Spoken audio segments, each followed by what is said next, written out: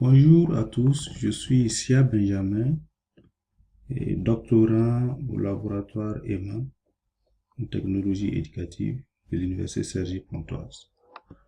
J'ai l'honneur de vous présenter l'état d'avancement de mes travaux de recherche qui portent sur le thème suivant: les effets des pratiques pédagogiques sur l'organisation temporelle des activités d'apprentissage des apprenants en formation ouverte et à distance. Je suis encadré par le professeur Thierry Karsanti. Pour notre problématique, nous sommes partis de trois constats. Le premier constat est lié à l'importance qu'on accorde à la distance temporelle dans les dispositifs de formation à distance. La formation à distance est considérée comme une solution pour ceux qui ont des difficultés, ceux qui, pour des raisons professionnelles ou autres, manquent de temps pour suivre les cours en présentiel.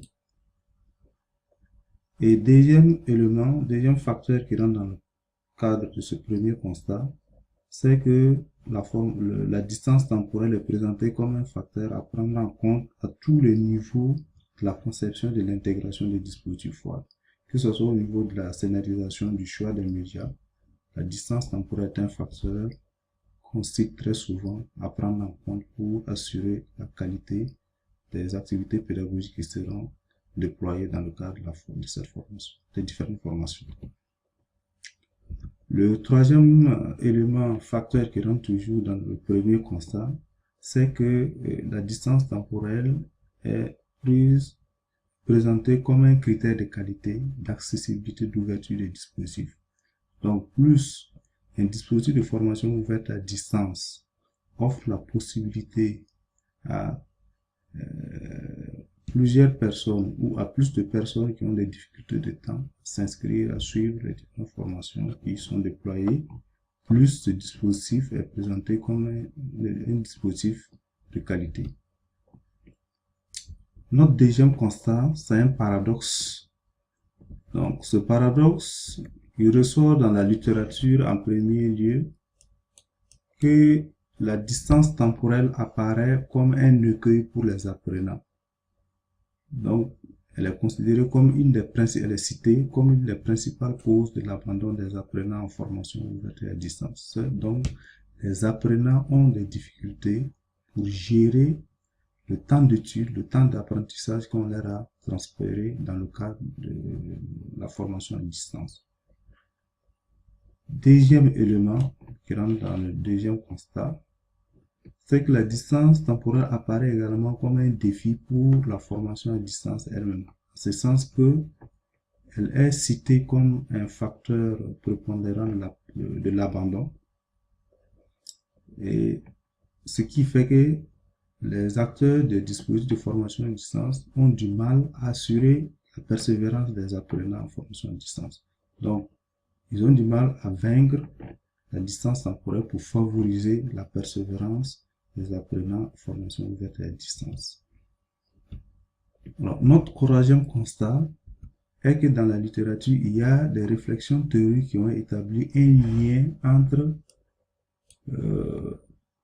la distance temporelle et certaines pratiques pédagogiques. Et les variables qui sont le plus souvent citées sont le séquençage des contenus, les types d'activités d'apprentissage, l'enchaînement des activités d'apprentissage, les pratiques d'encadrement. Donc, vous voyez que ces variables-là, on peut les répartir en deux grands groupes, des variables qui sont liées au scénario pédagogique et des variables qui sont liées au scénario d'encadrement.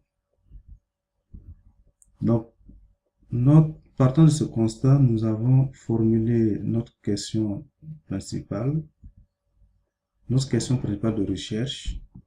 Quels sont les effets des scénarios pédagogiques mis en œuvre dans les formations ouvertes et à distance sur la gestion du temps d'apprentissage des apprenants et quel lien avec la qualité de leur engagement dans leurs études? Question secondaire 1. Quels sont les effets des scénarios d'apprentissage appliqués dans les dispositifs FOID sur le choix du moment et le rythme d'apprentissage des apprenants? Donc, nous sommes partis des deux grandes catégories de variables qui sont citées pour formuler les différentes questions. Donc, la première question de première question secondaire de recherche est liée à la première catégorie de variables qui se rapportent au scénario d'apprentissage. Alors, notre deuxième question de recherche, quels sont les effets des scénarios d'encadrement appliqués dans les dispositifs FOID sur le choix du moment et le rythme d'apprentissage des apprenants? Donc, cette deuxième question se rapporte aux deuxième catégorie de variables qui se rapportent au scénario d'encadrement. Quel lien existe-t-il entre les différents scénarios d'apprentissage et d'encadrement appliqués dans les dispositifs FOID et la qualité de l'engagement des apprenants dans leurs études? Donc, c'est les effets de ces scénarios d'apprentissage et d'encadrement dans les structures temporelles sur la qualité d'engagement des apprenants dans leurs études. Alors, comme première hypothèse, les scénarios d'apprentissage appliqués dans la mise en œuvre des FOID déterminent le choix du moment et le rythme d'apprentissage des apprenants en formation ouverte et à distance. Donc, comme variable indépendante, nous avons les scénarios d'apprentissage mis en œuvre dans les formations ouvertes à distance. Et comme indicateur, nous avons la durée du module, le nombre de séquences, la durée de chaque séquence, le nombre d'activités individuelles, durée de chaque activité individuelle, etc. Comme variable dépendante, nous avons organisation temporelle des activités d'apprentissage par l'apprenant. Et à ce niveau, les variables qui nous permettront de mesurer l'organisation temporelle des activités d'apprentissage des apprenants, ce sont les moments d'apprentissage, la durée moyenne du temps d'apprentissage, la fréquence par semaine, le temps moyen par activité d'apprentissage, le repère, la planification des activités d'apprentissage, l'ordre de priorité des activités d'apprentissage.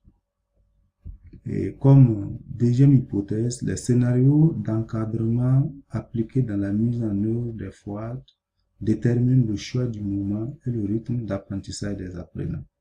Ce niveau, notre variable indépendante, c'est les scénarios d'encadrement appliqués dans la mise en œuvre des FOID.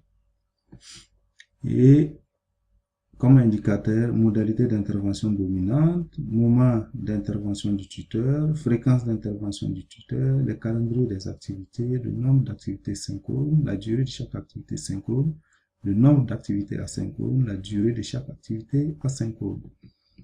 Et comme variable dépendante, nous avons l'organisation temporelle des activités d'apprentissage par l'apprenant et les indicateurs moment d'apprentissage, durée moyenne du temps d'apprentissage, fréquence par semaine, temps moyen par activité d'apprentissage, repère pour la planification des activités, l'ordre de priorité des activités d'apprentissage. Et notre troisième et dernière hypothèse, les effets des scénarios d'apprentissage et d'encadrement appliqués dans les dispositifs de formation ouverte et à distance ont un lien avec la qualité de l'engagement des apprenants dans leurs études. Variable indépendante, effet des scénarios pédagogiques appliqués dans les dispositifs de formation ouverte et à distance sur l'organisation temporelle des activités d'apprentissage des apprenants. Indicateur, moment d'apprentissage, durée moyenne du temps d'apprentissage, fréquence par semaine, temps moyen par activité, repère de planification des activités, ordre de priorité des activités d'apprentissage. Et comme variable dépendante, la qualité de l'engagement des apprenants en formation ouverte et à distance dans leurs études. Comme indicateur qui nous permettront de mesurer cette variable dépendante, ce sont les notes de contrôle, les notes d'examen, la moyenne de validation du module, la régularité dans la remise des travaux, le degré de participation aux activités synchrones, le degré de participation aux activités asynchrones. Je vous remercie.